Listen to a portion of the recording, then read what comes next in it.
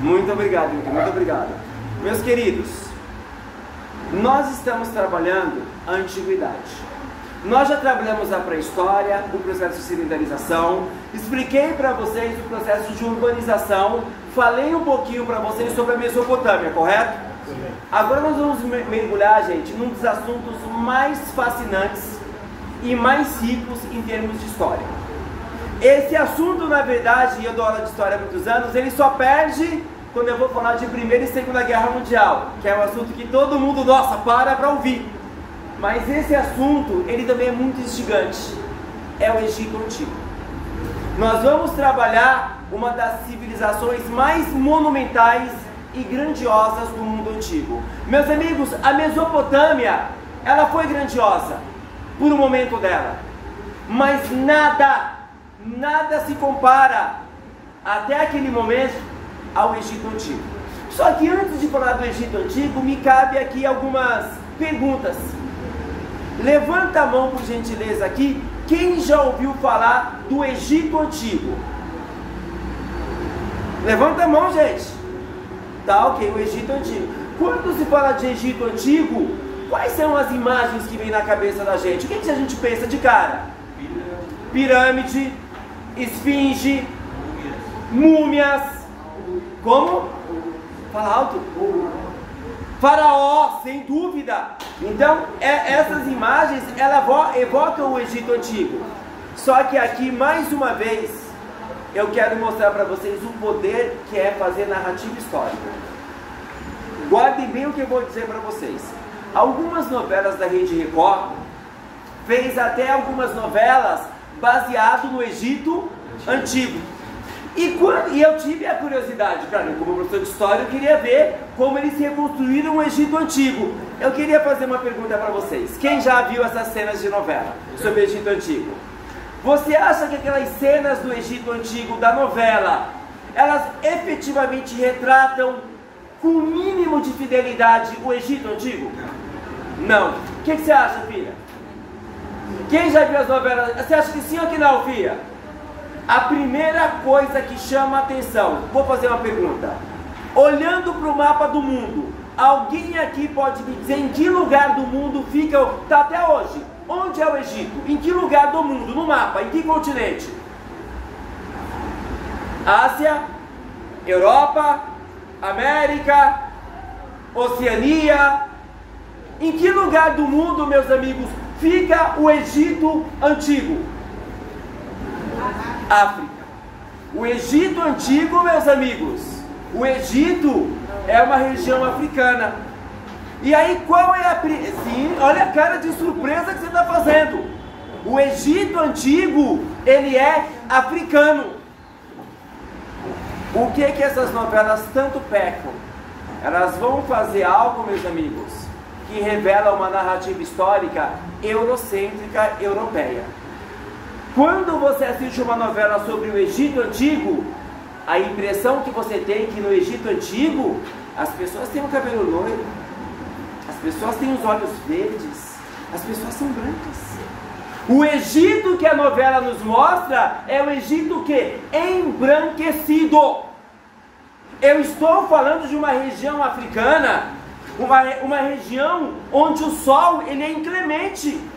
Então, como é a coloração das pessoas no Egito Antigo? É bastante mesclada, mas não é branca como aparece na narrativa histórica. Aí eu pergunto para vocês, eu desafio vocês.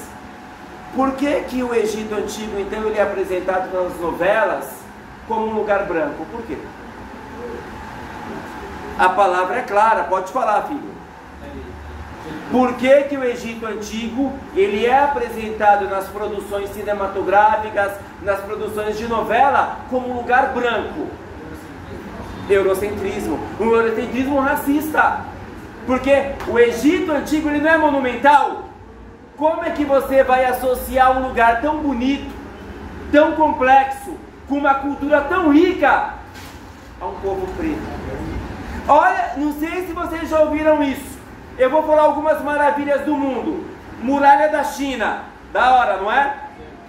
O Coliseu de Roma, da hora, não é? Vocês já ouviram alguém dizer que a muralha da China não foi construída pelos chineses?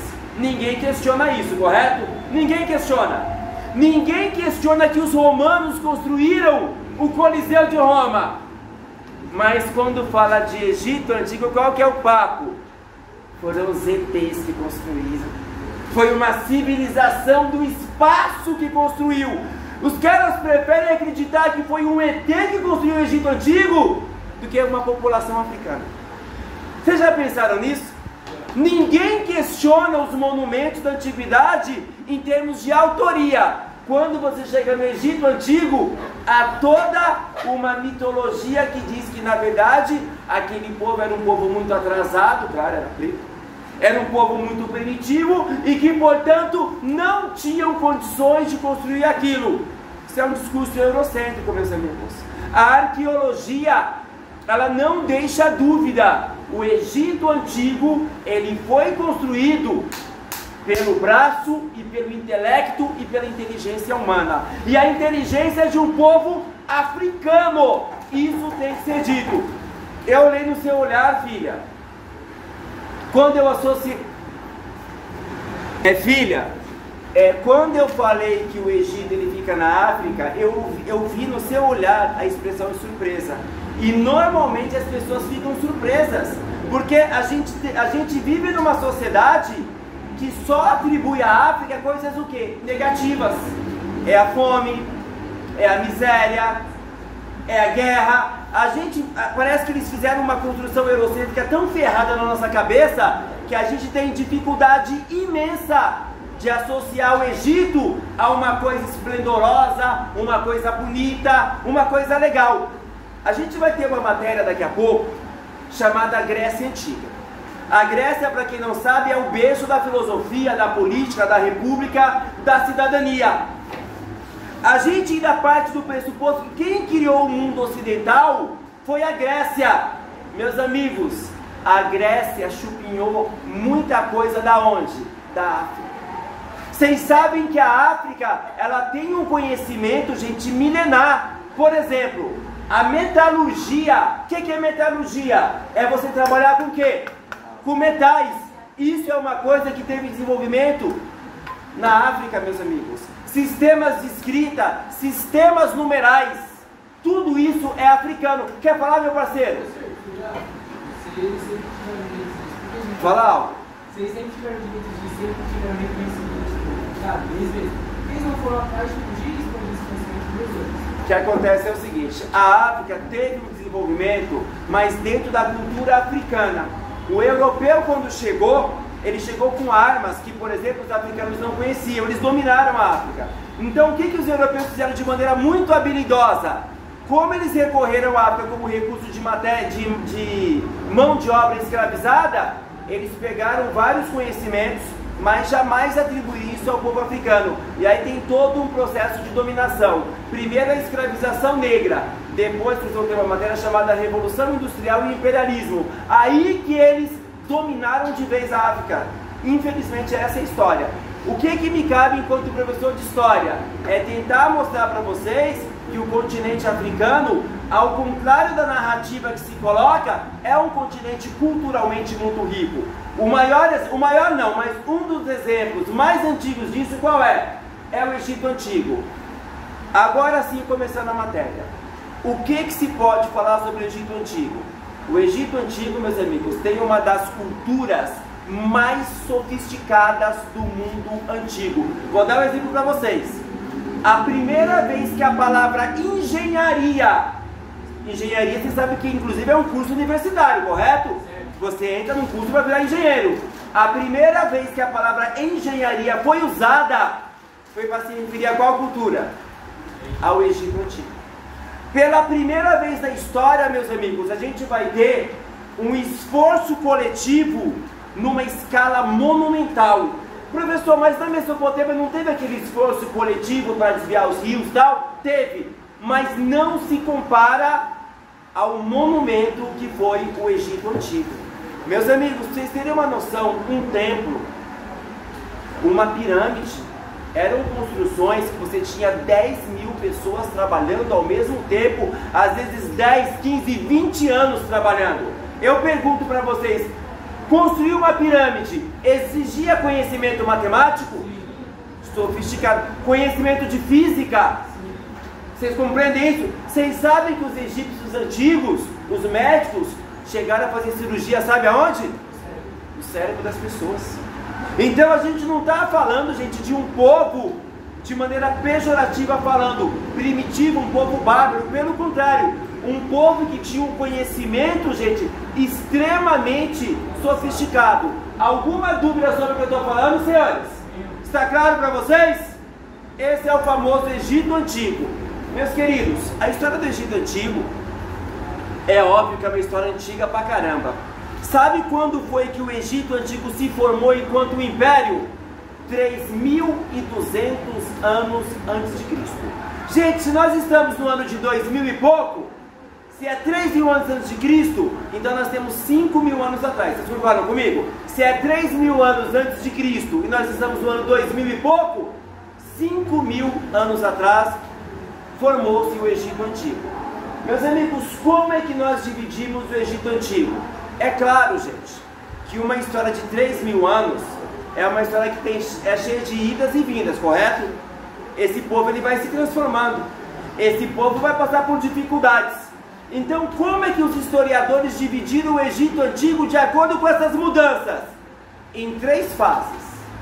Qual é a fase mais antiga do Egito Antigo? É chamado de Antigo Império. É quando as pirâmides começam a ser o que, gente? Construídas. Segunda parte, o Médio Império. E a última parte, o Novo Império. Pergunta para vocês, em quantas partes nós dividimos a história do Egito Antigo? Antigo Império, Médio Império e Novo Império. Deu para entender o que eu estou falando? Mas eu pergunto para vocês, gente. Se nós analisarmos toda a história do Egito Antigo, foram só flores? Não. Só alegria? Não. Mais do que isso, dentro do Egito Antigo todo mundo era feliz? Não. Havia exploração? Sim. Havia riqueza na mão de uns e miséria para muita gente? Sim. A gente tem que entender isso, gente. Quando você olha uma fotografia do Antigo Egito, pô, você paga um pau. Mas ali você tem uma sociedade, gente, em que você vai ter uma hierarquia muito forte, um grau de exploração ferrado em cima dos mais humildes. Então é uma sociedade viva. Deu para entender o que eu estou falando para vocês? Mas nesses 3 anos de história, meus amigos, o Egito passou por algumas crises. Guardem o que eu vou dizer para vocês. Quais foram, basicamente, de maneira genérica, os motivos da crise no Egito Antigo? Primeiro, revoltas internas. Dentro do próprio Egito, por um motivo ou por outro, pessoas pegaram em armas, pessoas se juntaram e lutaram contra o próprio governo. Então você tem crises dentro do próprio Egito. Nada a ver com uma situação de fora. Isso tem a ver normalmente com o quê? Com fome. Isso tem a ver com pestes. Isso tem a ver com a exploração extrema. Gente, eu vou deixar bem a real para vocês. Mesmo o grande Império Romano, ele teve crises internas por causa de pobreza. Por exemplo, no Império Romano, para vocês terem uma noção, teve rebelião de escravo. Espartacus foi um escravizado dentro do Império Romano que fez uma imensa rebelião. Então no Egito Antigo não era diferente. Então qual é o primeiro motivo das revoltas do Egito Antigo? Revoltas internas. Deu para entender? Outro motivo de crise no Egito Antigo: invasão de outros povos. Gente, isso era muito comum no mundo antigo. Um povo invadia o outro. Por exemplo, é muito famoso no Egito Antigo a história da invasão dos Ixos. Quem foram os Ixos? Era um povo de fora que durante um tempo entrou no Egito e dominou o Egito. Nós tivemos uma invasão dos núbios também. Dos núbios é interessante. A Núbia, meus amigos, é uma região abaixo do Egito, que também tinha pirâmides. A gente não estuda muito a Núbia, mas o povo núbio também era um povo poderoso. Em determinado momento eles invadiram o Egito Antigo. É quando nós tivemos algumas gerações de faraós, esses sim não há dúvidas, faraós pretos. faraós negros no Egito Antigo, negros mesmo, não com a cor de pele um pouquinho mais clara, não, faraós negros. Foi quando? Foi quando os núbios, eles entraram no Egito Antigo. Tudo bem até aqui? Então, o que eu quero, o que tem que ficar bem claro na cabeça de vocês? O Egito Antigo, ele sempre viveu em paz? Não, pois ele tinha crises internas e invasões externas. Deu para entender o que eu estou explicando para vocês? Sim. Alguma dúvida? Vamos mergulhar agora, meus amigos, numa das principais características do Egito Antigo. Eu quero fazer uma pergunta. Quando eu expliquei para vocês a Mesopotâmia, vocês lembram da Mesopotâmia? Sim. Mesopotâmia é onde é o Iraque hoje, correto? Sim. A Mesopotâmia é uma região seca pra caramba, não é isso? Árida, um calor do inferno, não é isso? Mas a Mesopotâmia nasceu ali, as cidades mesopotâmicas, graças a uma coisa, ao quê? Não, eu expliquei que havia uma coisa ali na Mesopotâmia. Pode falar. Tigre e Eufrates, vocês lembram disso? O Egito Antigo, meus amigos, é praticamente a mesma coisa. Se você olhar para o Egito, gente, só de olhar para a fotografia você fica com calor. O lugar é um calor do inferno, não é isso? Por que o Egito Antigo, essa civilização tão monumental, ela vai nascer exatamente naquela região africana tão desértica? O que tem lá? Seria aquele fermento que existe lá. Vai ter humus também.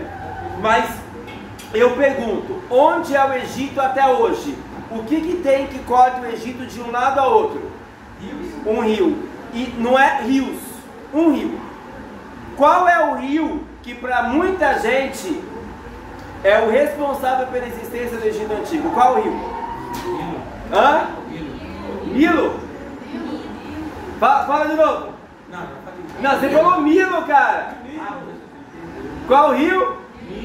É o rio Nilo, gente. Você falou Nilo, velho, com M.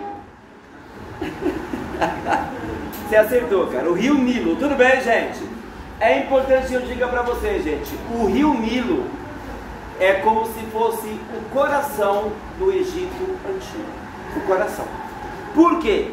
É o que você falou. Ele seguia a mesma lógica. O rio Nilo, ele alaga, ele espalha aquela substância chamada humus, ele fertiliza a terra e depois ele volta. O que aqueles grupos que estavam começando a ficar sedentários perceberam? Mano, esse lugar aqui é um lugar bom pra quê? Pra gente ficar o quê? Sedentário. Deu para entender o que eu estou falando? Então esses grupos começam a ocupar as margens do rio Nilo, já percebendo o quê? O potencial da água para agricultura, o potencial da terra para caça, para agricultura e daí por diante. Vamos formar aqui os nossos primeiros núcleos sedentários. Tudo bem até aqui? Vocês sabem que isso cai muito em vestibular e Enem. O Egito é chamado de sociedade hidráulica. Quero fazer uma pergunta. Meus amigos, o Egito, ele é chamado de sociedade hidráulica. E aí eu tenho que desafiar vocês. O que é uma coisa hidráulica? Vem da palavra hidro. Quer dizer o quê? Fala! Exatamente. A palavra hidro quer dizer água. Meus amigos, por que o Egito Antigo ele é chamado de sociedade hidráulica? Porque toda a vida econômica, toda a vida social, ela girava em torno do quê? Do rio Nilo. Por exemplo, naquele período tinha ferrovia? Não. Tinha rodovia? Não. Tinha avião? Não. Então como é que se dava o transporte de pessoas numa região tão grande? Não! Fala! Barcos através do rio Nilo. Vou dar um exemplo para vocês. Em algumas regiões onde você tem pirâmides, essas pirâmides elas são feitas por milhares de blocos de pedra. Só que naquela região onde está a pirâmide, não tem esse tipo de bloco. Isso quer dizer o quê? Que esse bloco ele veio de... Veio de quê, gente? Ele veio de longe, concordam comigo? Como que esses milhares de blocos chegaram nessas regiões? Barco por barco. Veio pelo Rio Nilo. Deu para entender o que eu estou falando? O Rio Nilo, gente, é como se fosse uma rodovia. O transporte de mercadoria e de pessoas durante na extensão do Egito era por conta do quê? Do Rio Nilo. Deu para entender? Gente, se cair isso em um vestibular, por que a sociedade egípcia é conhecida como sociedade hidráulica? Professor, por causa da importância do Rio Nilo para o transporte de pessoas e mercadorias. Deu para entender o que eu estou falando para vocês? Alguma dúvida, senhores? Dúvidas? Vocês sabem que os povos da antiguidade, é interessante isso, os povos da antiguidade pagavam pau no Egito Antigo. Os gregos pagavam pau. Tanto é que os gregos mandaram um historiador para estudar o Egito Antigo. O cara saiu lá da Grécia Antiga e veio até o Egito para quê? Ele tinha ouvido falar da cultura monumental. O cara veio para conhecer. Nome desse cara, Heródoto. E o que o Heródoto ele escreveu? Ele escreveu uma frase que até quando eu tinha a idade de vocês, essa frase estava em todos os livros de história. Hoje não está mais, eu vou explicar o porquê. Ele dizia uma frase, não sei se já leram essa frase: o Egito é uma dádiva do Nilo. Eu vou repetir: o Egito é uma dádiva do Nilo. O que é uma dádiva? É um presente do Nilo. Durante muito tempo eu aprendi história assim, que o Egito ele era um presente do Rio Nilo. Essa frase hoje é uma frase que a gente não ensina mais para vocês, sabe por quê? Porque é uma frase que é meio preconceituosa. Alguém pode me explicar o porquê? Opa, deixa eu dar. Vai que eu vou dar uma aguinha.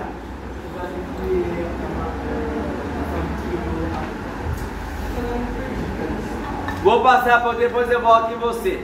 Gente, o Egito ele é uma dádiva, um presente do Nilo. Essa frase não é mais aceita hoje. Por quê?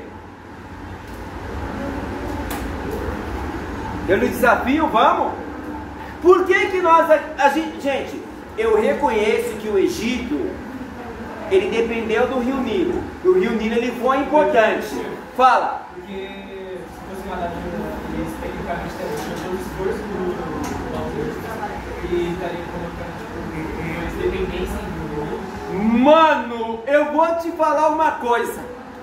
Eu dou essa aula há quase 20 anos.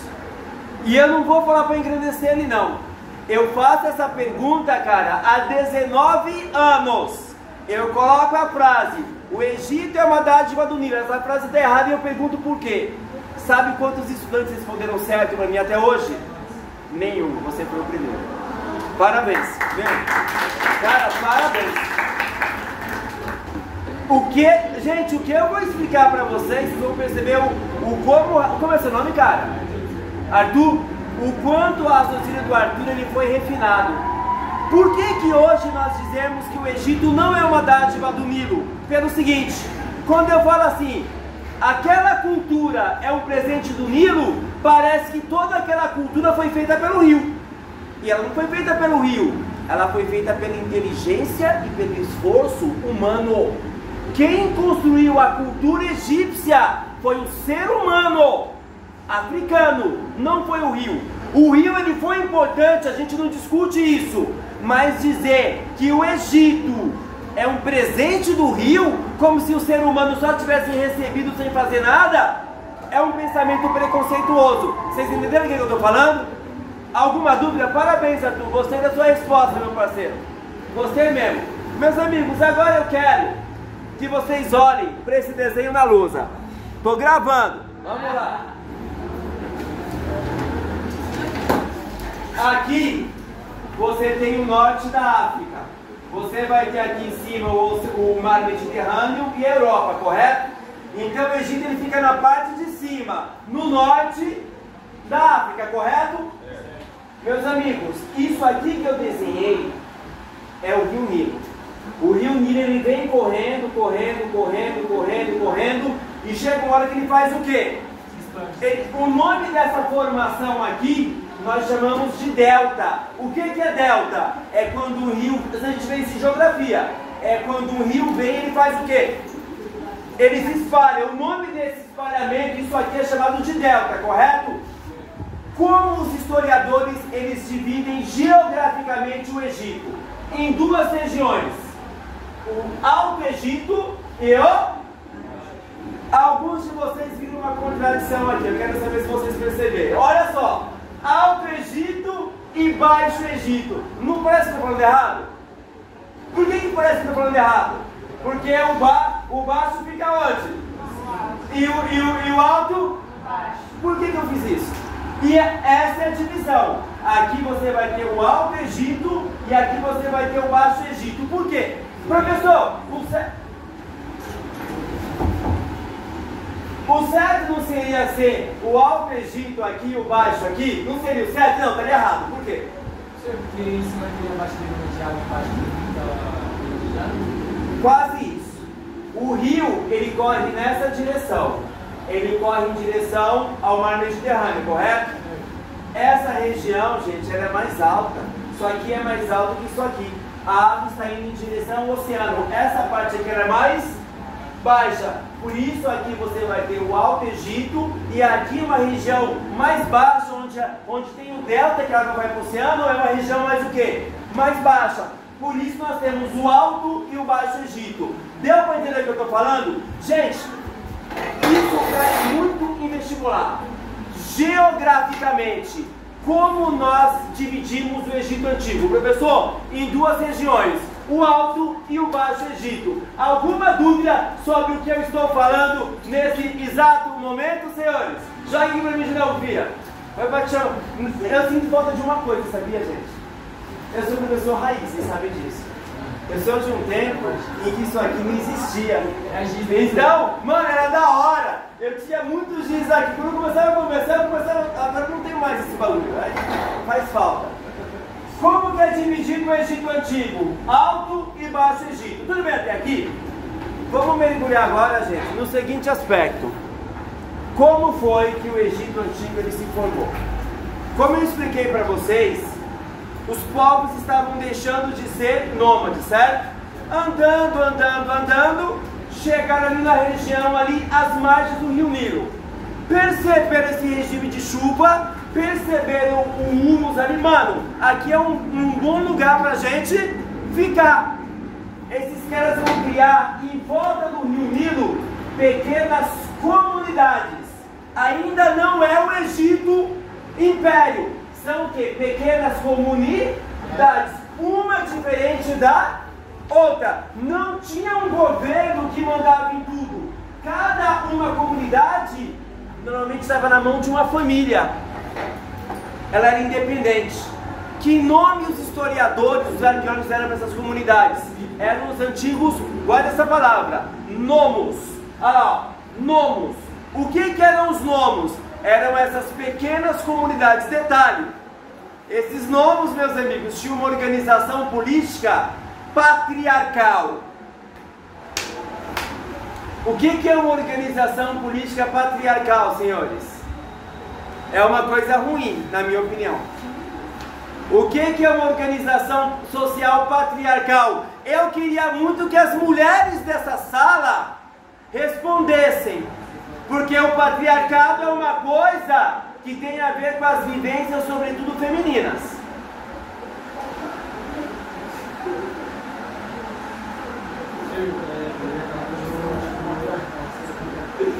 A mulher meio comandava. Exatamente, isso seria matriarcal. O nome aqui é patriarcal. É uma sociedade, meus amigos, em que a figura de poder, a figura de mando é a figura masculina, é o patriarca, é o homem que manda. Então eram os nomos, meus amigos, eram o quê? Sociedades patriarcais. Deu para entender o que eu estou explicando para vocês? Então eram pequenas comunidades, pequenas aldeias, e cada uma tinha seu chefe, beleza?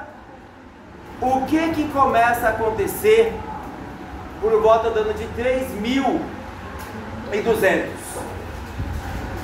O chefe de um desses nomos é um cara chamado Menés. Quem foi Menés? Menés, meus amigos, ele foi o chefe de um dos nomos. O que ele fez inicialmente? Ele conquistou todos os nomos da parte do Alto Egito. Ele se tornou chefe de todos os nomos, certo? Mas vocês sabem que o poder, filho, ele é maligno, não é? O cara que tem um pouco de poder, ele quer sempre. Depois que ele conquistou uma parte do Egito, ele falou assim, mano, agora quem manda aqui sou eu. Ele cresceu os olhos na outra parte. E ele monta um exército, e esse cara, ele vai unificar o Egito. Vou repetir. Menés era chefe de um nomos. Ele conquista os nomos do Alto Egito, monta um exército e sobe. E desce para quê? Ele desce para conquistar o Egito todo. Quando ele conquista o Egito todo, nasce o Império Egípcio. Quem é Menés? Ele é considerado o primeiro. Pode falar. O primeiro faraó do Egito Antigo. Por que ele é especial? Porque ele foi o homem que unificou o Egito. Eu li um texto muito interessante e eu faço questão de dividir com vocês a frase que eu li. O que era o Egito antes?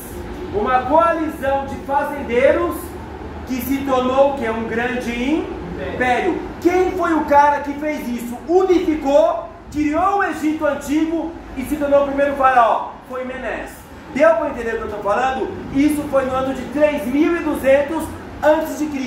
É o nascimento do Egito Antigo. Alguma dúvida, senhores? Tá bom, eu vou dar uma pausa e vou colocar mais coisas na louça, tá bom, gente? Vocês entenderam a dimensão do Egito Antigo, a importância do Egito Antigo. Uma discussão muito importante quando a gente fala inclusive de valorização do continente africano, correto? Vocês entenderam a formação do Egito Antigo, os nomos, a unificação, essa parte está clara para vocês, correto? Meus amigos, agora vamos discutir a política e a sociedade do Antigo Egito. Não há dúvida, quem é a pessoa que comandava o Egito Antigo? O faraó. Gente, vocês já se perguntaram a tradução da palavra faraó? O senhor da grande casa. Na língua egípcia, a palavra faraó quer dizer isso, o senhor da grande casa. Só que aqui, meus amigos, eu tenho que deixar claro, o poder de um faraó, ele era acima do poder de um rei, acima do poder de um imperador, acima do poder de um presidente. Pô, o que é isso? O faraó, meus amigos, ele não era um representante de Deus. Ele era um Deus vivo na terra. Vocês entenderam o que eu estou falando? Os egípcios, eles eram politeístas. Eles acreditavam em vários deuses. E o faraó, ele era considerado um deus pelas pessoas do Egito Antigo. Ele era dono de tudo. Ele tinha o poder supremo. Segundo os egípcios, a terra pertencia ao faraó. Você tinha sua casa, mas a terra era de quem de verdade? O rio pertencia a quem? Os caras acreditavam, gente, que as próprias cheias do rio Nilo dependiam da vontade do faraó. Deu para entender o que eu estou falando? Detalhe importante: o faraó, ele podia desposar várias mulheres que ele quisesse. Mais do que isso, é preciso que eu diga, isso vai causar um certo escândalo nessa sala. O incesto era uma coisa comum. Era comum o faraó ter filhos com pessoas da própria família. E isso explica uma coisa pra gente. Dizem que entre a família real dos faraós era muito comum você ter crianças com má formação. Por que má formação? Vocês sabem que quando pessoas da mesma família têm relações, assim, existe uma probabilidade muito maior dessa criança vir com algum defeito. Deu para entender o que eu estou falando? E aí a pergunta que vocês podem me fazer: professor, por que o faraó, ele podia ter várias mulheres, inclusive com os próprios familiares? Porque ele era um deus. Na mitologia egípcia, assim como na mitologia grega, não era comum os deuses terem relações com os próprios parentes? Se ele era um deus, ele podia fazer exatamente a mesma coisa que os outros deuses faziam. Deu para entender o que eu estou falando? Então que fique muito claro para vocês. O poder político, o poder militar, o poder econômico, ele estava na mão de quem? Do faraó. Daqui a pouco eu vou falar para vocês dos sacerdotes e dos militares. Eles eram poderosos? Eles eram. Mas o poder do sacerdote estava submetido ao poder do faraó. O poder dos militares era condicionado à autoridade do faraó. O faraó, gente, ele tinha poder supremo nessa sociedade. Tudo bem até aqui? Alguma dúvida? Não. Mas vocês sabem que na sociedade egípcia algumas profissões tinham prestígio. E isso não mudou até hoje. Vocês sabem que os egípcios, eles dominavam a escrita. Mas todo mundo no Egito sabia ler e escrever? Não era todo mundo, gente. As pessoas mais pobres, elas não tinham tanto acesso à escrita. Uma profissão era muito valorizada no Egito Antigo: os escribas. Quem eram os escribas? Os escribas, eles tinham duas funções. Primeiro, meus amigos, eram pessoas que dominavam o quê?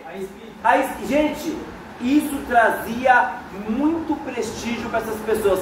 Sabe aquela profissão que seu pai fala assim, ó, filho, estuda muito para você ser tal coisa? Era ser um escriba. O escriba, ele tinha duas funções. Primeiro, cobrança de impostos. Sabe aquele cara que em Egito, a sua família pagou imposto? A sua família está devendo tanto. Não esqueçam, a escrita, assim como na Mesopotâmia, nasceu para quê? Uma ferramenta de contabilidade. Então quem é que dominava a cobrança de imposto? Era o escriba. Segunda coisa, fiscalização das obras. Por exemplo, o faraó mandava construir um templo ou uma pirâmide. O faraó ia todo dia ver como é que estava a obra? Não. Quem que ia para ele? O escriba é que fazia o relatório. Olha, falta tal coisa em tal tempo. Então assim, eu posso dizer para vocês, silêncio aí do fundo, minha filha.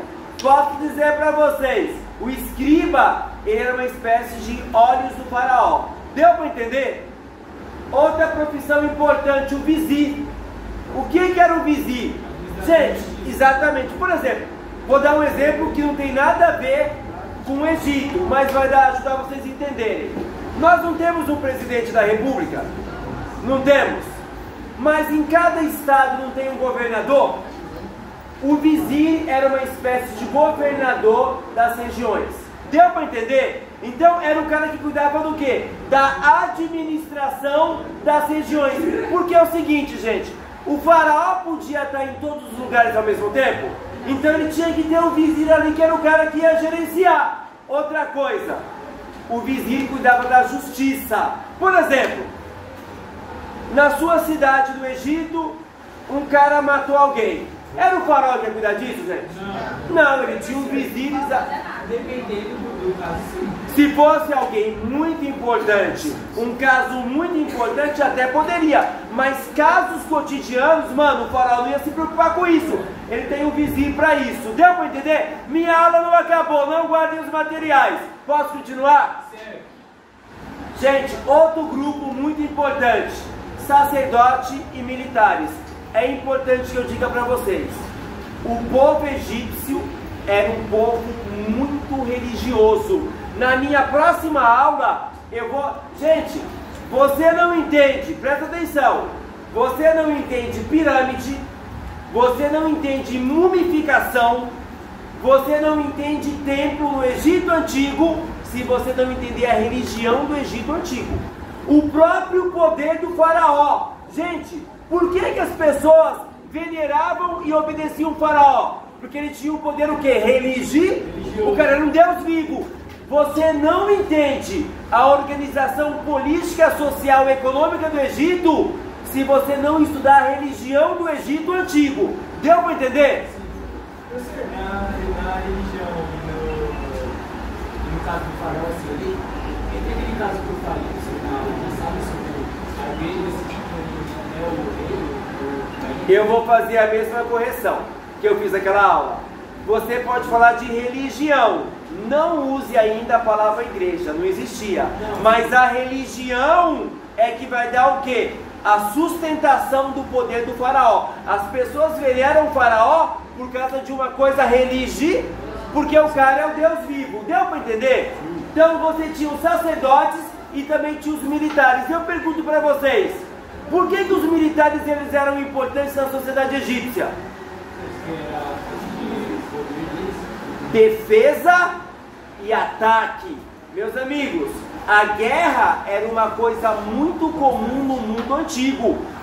Gente, qualquer povo que não tivesse militares, exércitos eficientes, esse povo ia ser destruído. O Egito antigo, gente, assim como Roma, assim como Grécia, tinha que investir no quê? No aparato militar. Então é óbvio que os militares dessa sociedade vão ter muito poder. E pra gente acabar essa parte da aula, eu quero falar agora sobre a maioria do povo egípcio. A maioria. Esse que não aparece no cinema, esse que não aparece na novela. Quem era a maioria do povo egípcio? Eram os felas. Felas quer dizer o quê? Escrevi embaixo, quer dizer o quê? Hã? Os camponeses. Era a maioria da população egípcia. Meus amigos, eu pergunto, a vida de um felas era uma vida fácil? Não. Gente, trabalhava muito, muito mesmo. Uma vida pobre. Eu li um texto sobre o Egito Antigo que dizia o seguinte: para um felas comer carne era 1, 2 vezes no ano, porque era um bagulho caro, era uma coisa só para elite. Então a vida de um camponês, gente, sem romantização, era uma vida muito difícil. E o pior de tudo, o camponês não vivia no campo. Boa parte do que ele produzia, ele tinha que pagar imposto. Para quem? O faraó. Por exemplo, você tem a sua plantação. O que você colheu, uma parte você tinha que dar para quem? Só que tem o reverso da moeda. Num tempo de seca, de crise, quem é que tinha os estoques de grãos? O faraó. Não estava com o faraó. O faraó tinha a obrigação de alimentar as pessoas. Então assim, você pagava para o faraó, você dava animais, você dava grãos, mas se viesse uma seca, alguma coisa assim, o faraó tinha que abrir os seus celeiros e abastecer o povo. Deu para entender o que eu estou falando? Meus queridos, há uma discussão no Egito Antigo. O Egito Antigo teve escravizados? Sim. Alguns historiadores vão dizer que não. Outros vão dizer que sim. Eu vou explicar por quê. No Egito Antigo existia um negócio chamado servidão coletiva. O que é isso? A agricultura, ela consome o seu serviço alguns meses do ano, não é isso? Certo. Você planta, você colhe, mas isso dura o ano todo? Não. Quer dizer que em determinado tempo do ano, você fica meio que sem ter o que fazer, correto? O que acontecia no Egito Antigo? O faraó convocava o peão. Não era opcional. Era um Deus te chamando, velho, não tinha conversa. Ele te chamava para participar de obras públicas. Que obras é essa? Construção de canal de irrigação, construção de ponte, construção de templo, construção do quê? Pirâmides. Você trabalhava alguns meses obrigado a ir na faixa pro faraó. É claro, gente, que ele vai te alimentar, ele vai te pagar, mas é um trabalho obrigatório. Alguns historiadores vão chamar isso de quê? Servidão coletiva. Então alguns dizem que é escravização e outros não concordam muito com isso. Deu para entender o que eu estou falando? Sim. Alguma dúvida? Não. Paramos por aqui, gente. Muito obrigado. Obrigado aí. Obrigado.